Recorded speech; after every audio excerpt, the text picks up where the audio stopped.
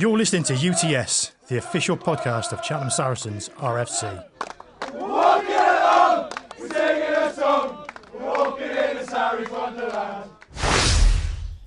Hey guys, come on in, sit yourselves down and get comfortable. Welcome again to the Sauna studio. You're watching the breakdown for the UTS podcast. If you've been watching this series or if you listen to the podcast, you'll know exactly who we are. Just in case you don't know, I am Dan Lodge. I'm Moxy. And welcome once again to our sauna studio. Once again, it is very uncomfortably warm in here. Sorry for you, you got a t-shirt on. I've got a bleeding jacket. You made that decision. You made that choice. If this is your first time watching, the rules and the point scoring are really, really simple. If either myself or Moxy can predict the winner and the correct score, we got ourselves 5 points. If we can't predict the exact score, but we can predict the correct winning margin and the correct winner, we get ourselves 3 points. But if we can only predict the correct winner, so we don't get the score line or we don't predict the exact score, we get ourselves just 1 point. Which, if you've been following the series from day one, you'll know that's a bit of a theme that's occurring. Well, we'll start with France versus Italy. Way back on Friday, February 23rd. I'm not sure what to make of that. I thought an incredibly slow game. I mean, they said at half-time that kind of pace is kind of typical of the French top 14. Obviously, if you watch the game, you'll know exactly what we were referring to. France came away, though, with the win, 34-17, a 17-point margin. I think for the first time ever in this contest so far, Italy actually took the lead at one point.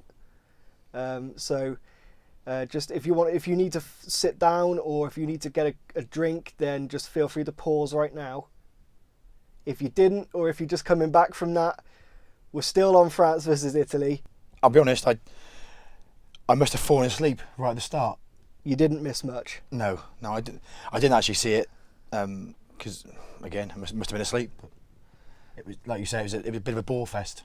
It was a real kind of cliche midfield battle, like we talked about the Ireland and France game where we said, they weren't really setting things alight. It was almost another one of them. Do you think France have... well, they're not playing like France, are they? They're really not at the moment. I don't know what's going on inside the France camp, but it's just things are not clicking. I know, I mean, obviously they're going through a bit of a patch where they're rebuilding, but it's almost too slow, isn't it? It is. It's backward steps. I know they're obviously in a rebuilding phase, and every team goes through that. I mean, you've got to at some point.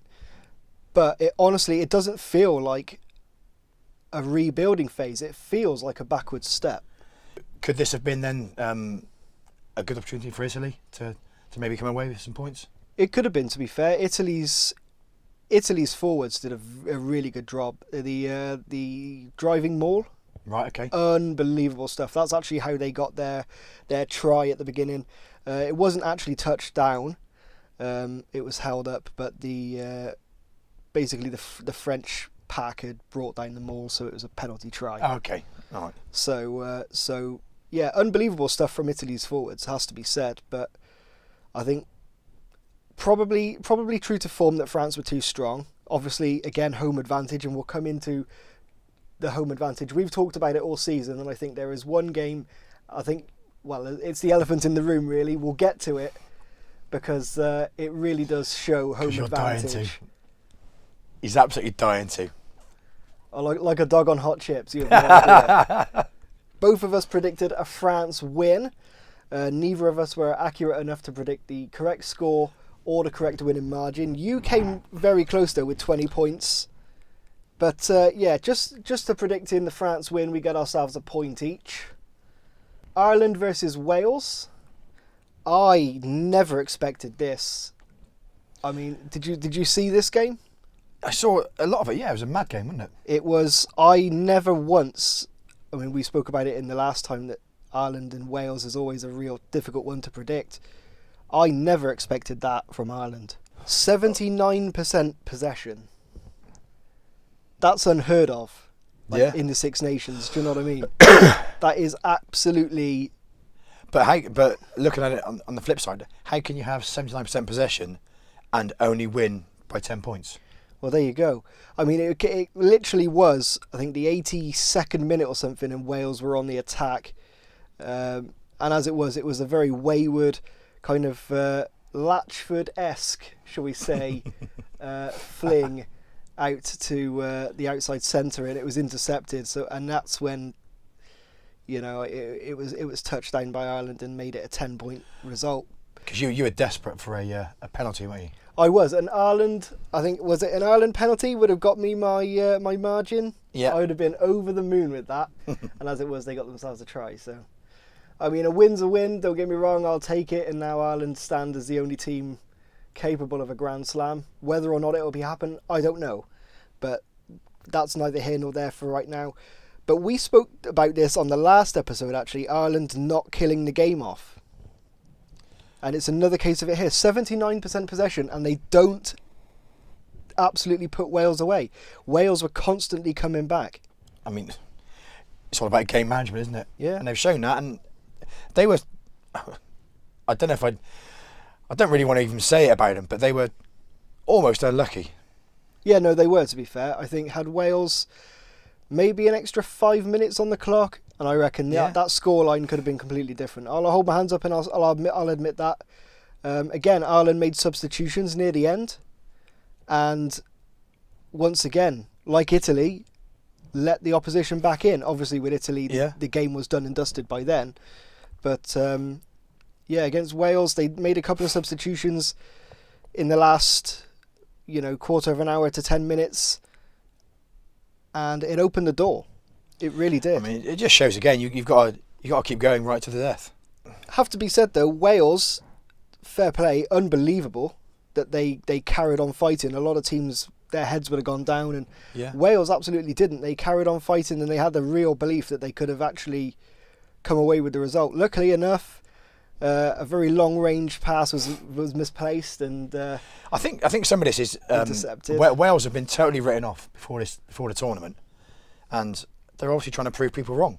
They're showing that they're not just going to be rolled over. They are going to have a go at teams. Well, we both said home advantage would prove too much in favour of Ireland, and that has happened. Neither of us got the margin, although you had an 11-point margin and I had a 6, so that could have gone either way. Luckily for me, I think, more than anything else, it didn't. So just another point each. Scotland versus England then. What do you make of that? I don't even know where to begin. Well, take the smile off your face to start with. Cheshire Cat. Scotland, they wanted to win the game more than anything.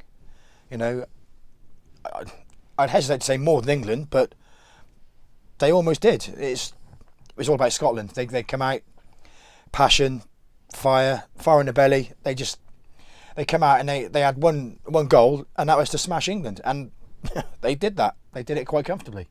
It was unbelievable. They fought for everything, especially at the breakdown. Like the ruck was a key area. There was a chance, I think, early in the second half, where England were through. Were absolutely through. All they had to do was just touch down, and somehow Scotland ended up making a tackle, and then they're turning the ruck over. I think Scotland's backs were awesome. Absolutely awesome. Nothing got through. I think up front it was quite even. Yeah, it wasn't. I think the backs, especially the wingers and the fullback of Scotland, were just out of this world. They were brilliant. Interesting for Mike Brown to come off in 55 minutes. I would have thought, looking to get some points on the board. Was that because he was just? He just looked frustrated, didn't he? He did. I don't know though. I still think he's one you keep on. I think. Just my opinion. I don't know. Could that be his last game for England? Do you think? It was talked about, wasn't it? I mean, there's a possibility. I don't know if I'd go that far just yet. I think there might be more game time for him in the Six Nations. Possibly put Watson at fullback. Yeah, Watson actually ended up going to fullback after they took Brown off. So, yeah. I mean, that is an option. But the trouble is now we've heard that Jack Knowles injured, didn't he? He is, yeah. So that could potentially rule that out. One interesting one as well was the yellow card, the sin bin on, I think, the 65th minute. Not what you. Well, he'd come on as a substitute, and that's just not what you wanted at all. What the shoulder? The shoulder charge, yeah. To me, I saw that, and as an England fan, I put my head in my hands. I thought that could be red.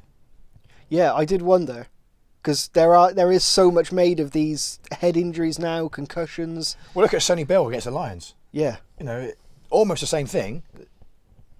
It could have been a red card. So easily, yeah. Luckily, from an England point of view, I think cooler heads prevailed. Yeah, and it was just a yellow, because I don't think Nigel Owens really wanted to send anyone off, to be honest. Well, we both predicted an England win. I went with a 28-16, a 12-point margin, and you went, I thought at the time it was rather optimistic, 42-23, and well, it turns out both of our predictions were quite optimistic, really. absolutely So, rubbish. no points apiece there, unfortunately. The scores stay as they are. Well, let's take a look then at the Six Nations table as it stands. Ireland remain top following victory over Wales. England in second on 9 points. Scotland's win at Murrayfield, I'm never letting that go, moves them up to third. Wales's defeat in Dublin brings them down to fourth. France remain in fifth, and Italy remain in sixth. Time to take a look at the scoreline between myself and Moxy.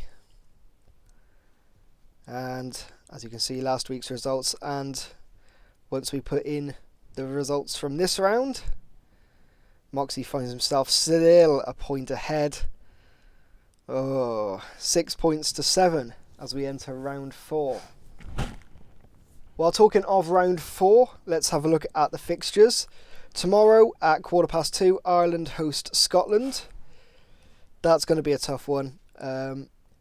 Again, I think home advantage is going to be too much. I think it's all about Scotland. Do they look at what they did against England and build on that and go to Ireland and pull off another shock result? I mean, it's possible. The confidence is going to be really high. Yeah. It's just a case of whether Ireland can produce another performance like they did against Wales. Dominate that possession, keep penalties to a minimum. I don't know. Home advantage. We can't say enough about that. It's massive. I mean, if there was an absolute underlining of how important home advantage is, it's got to be that fixture at Murrayfield. Had they played that game in Twickenham, would Scotland have come away with that win? No, I don't think they would. No, there you go. So it proves how much having the home games really does influence the outcome. I'm going 22-15 to Ireland. I've gone a bit different to that. I think Ireland will beat them quite well. I think, again, home advantage. They're going to play Scotland. I think Scotland have had their best game in the tournament, and I can't see them being as up for this game as they were last week or the week before. I've got Ireland winning this 28-12. Tomorrow, of course, is not the only game, Ireland and Scotland. 5:45, France hosting England. Yeah, I mean, obviously, it puts doubt in your mind. Once you've taken a loss, you start to doubt yourself and doubt the team that you follow. With France, I don't know. There's always that chance that they can just click. I'm still going to go with England though, because I think Eddie Jones is going to, like I say, he's going to beast them. He's going to get them up for it.